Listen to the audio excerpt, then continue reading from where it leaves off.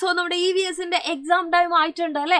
1, 2, 3 chapters ഒക്കെ കൃത്യമായിട്ട് നമ്മൾ പഠിച്ചിട്ടുണ്ടാവും. ഇമ്പോർട്ടന്റ് ആയിട്ടുള്ള കുറച്ച് ക്വസ്റ്റ്യൻസ് ആണ് നമ്മൾ ഡിസ്കസ് ചെയ്യാൻ വേണ്ടിയിട്ട് പോകുന്നത്. അപ്പൊ ആദ്യത്തെ ക്വസ്റ്റ്യൻ എന്ന് പറയുന്നത് write the names and physical features of any 2 birds and complete the table എന്നുള്ള ഒരു ചോദ്യമാണ്. ഏതെങ്കിലും 2 പക്ഷികളുടെ പേരും സവിശേഷതകളും എഴുതി പട്ടിക പൂർത്തിയാക്കുക. ഈ പട്ടികയ്ക്ക് ഒരു പ്രത്യേകതയുണ്ട്. ഇത് നിങ്ങൾ പെട്ടെന്ന് കാണുമ്പോൾ ബേർഡ്സിന്റെ മാത്രം ചാപ്റ്റർ ആണെന്ന് വിചാരിക്കും. ഒരിക്കലും അല്ല. നമ്മുടെ ആദ്യത്തെ ചാപ്റ്ററിലെ അഡാപ്റ്റേഷൻ, അനുകൂലനം ഒക്കെ പഠിച്ചൊരു ചാപ്റ്റർ ഇല്ലേ, അപ്പൊ അതുമായിട്ട് നമുക്ക് ഈ ഒരു ക്വസ്റ്റ്യനെ ബന്ധപ്പെടുത്താൻ വേണ്ടി പറ്റും. അപ്പൊ ഇതാ ഇവിടെ എക്സാമ്പിൾ ആയിട്ട് ഈഗിള് കൊടുത്തിട്ടുണ്ട്.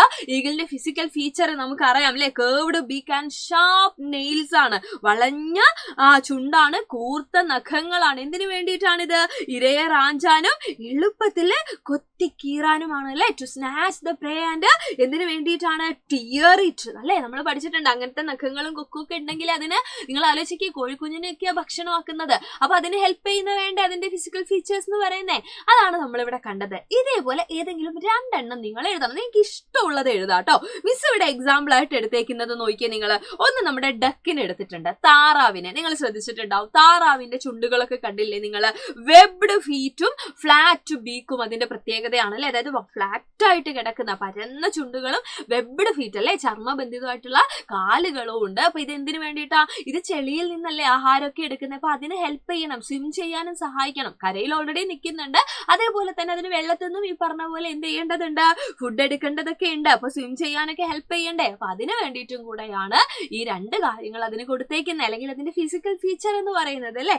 ഇനി ക്രെയിൻ ആണ് മിസ് എഴുതിയത്. കൊക്ക് നിങ്ങൾ കണ്ടിട്ടുണ്ടാവും, വളരെ നീളത്തിലുള്ള കഴുത്തും നീളത്തിലുള്ള കൊക്കും നീളത്തിലുള്ള കാലുകളും ഒക്കെ നമ്മൾ ശ്രദ്ധിച്ചിട്ടുണ്ടാവും അല്ലെ. ഇപ്പൊ നീണ്ട കൂർത്ത ചുണ്ടുകളും നീണ്ട കാലുകളും, long leg and long pointed beak. എന്തിനു വേണ്ടിയിട്ടാ?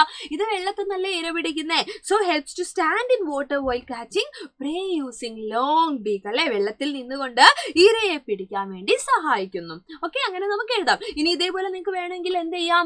നമ്മുടെ മരംകൊത്തിയിലെ വുഡ്പെക്കറിന്റെ കാര്യം നിങ്ങൾക്ക് പറയാൻ പറ്റും. അതിന്റെ കൊക്കൊക്കെ ഭയങ്കര സ്ട്രോങ് ആണ്. അതിന്റെ നഖങ്ങൾ കണ്ടില്ലേ, മരത്തിൽ ഇങ്ങനെ അള്ളിപ്പിടിക്കാൻ സഹായിക്കണം. എന്നാലും അതിനിങ്ങനെ കൊത്തി കൊത്തി കൊത്തി കൊത്തി അതിന്റെ കാര്യങ്ങളൊക്കെ ചെയ്യാൻ പറ്റുള്ളൂ അല്ലെ. അപ്പൊ ഇതനുസരിച്ചുകൊണ്ട് നിങ്ങൾ എന്ത് ചെയ്യുക? ഈ ടേബിള് അല്ലെങ്കിൽ ഇതേപോലെയുള്ള ചോദ്യങ്ങൾ വന്നു കഴിഞ്ഞാൽ എഴുതാൻ നോക്കുക. ഇതൊരു കുഞ്ഞു ചോദ്യം ഉണ്ട്, അത് നമ്മുടെ ബേർഡ്സിന്റെ ചാപ്റ്റർ തന്നെയാണ് അല്ലെ.